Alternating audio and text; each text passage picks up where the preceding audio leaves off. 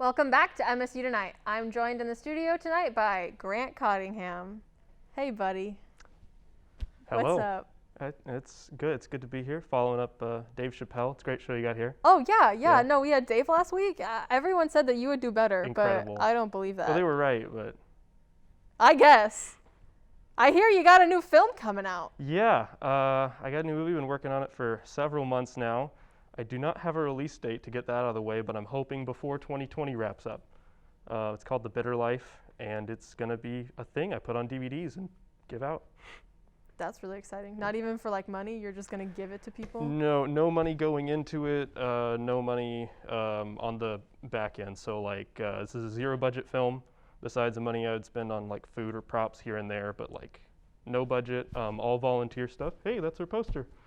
I definitely didn't rush that poster last night. That looks like drugs. Yeah, so that would be spoilers, but it definitely involves some kind of drugs. It involves some kind of drug interaction. The log line I've been going with is like cults, coffee, and kidnapping. Okay. So that's kind of what we're working with here. Hope to have a trailer out in a few weeks, but Is there anything like along plot lines that you could tell us that won't give anything away, just to kind of tell our viewers what yeah, let me see if I can work on this elevator pitch, which I definitely had ready too. Yes, absolutely. I so believe you. We're following a young woman who's involved in this failed playwrights like ego trip cult, Okay. right? And as she tries to work to be a better member of the cult, she ends up kind of bumping up against the rules and the restrictions that this cult has placed on her life and her friends as well. So it's kind of like a story of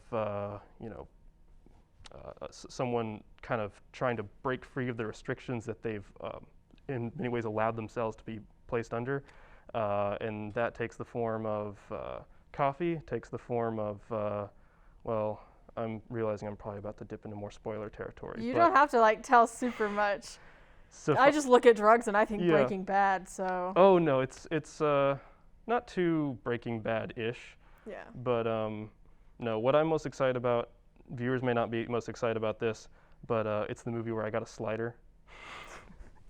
So I'm actually super excited to show off some of the cinematography we have. Yeah. Nothing like groundbreaking, but from the footage that we've got so far, I think it's going to be a really, really fun experience, and got some unexpected twists. Yeah.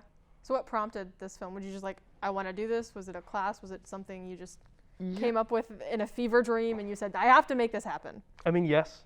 Okay. Yes. No, not a class. The weird answer, but the true answer is that I thought I started to come up with the first ideas for this film while watching the last Star Wars movie.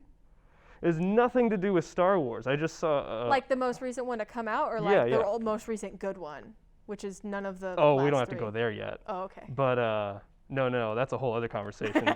No, the most recent Star Wars movie with more cuts than you possibly should ever fit in a movie ever. But anyway, there's a scene where there's like rain in this sort of planet they visit, and I was like, that'd be a cool thing, like a scene. And it's just like kind of how, ask anybody who makes stuff, that's kind of sometimes how something like the germ that grows into the project. And I start trying to write a scene, and worked on it from probably January till end of this past summer. So that's kind of where it stemmed from, and then I just kind of built a character and scenario around that idea of what kind of place, the world this scene could take place in, starting with the aesthetic, and then building the character, and then just doing the hard work of the motivation and the interaction, the twists and stuff. As far as where the idea to make a movie it all came from, I've just been doing it for a few years since starting college, and kind of just have to make movies. It's a lot of fun.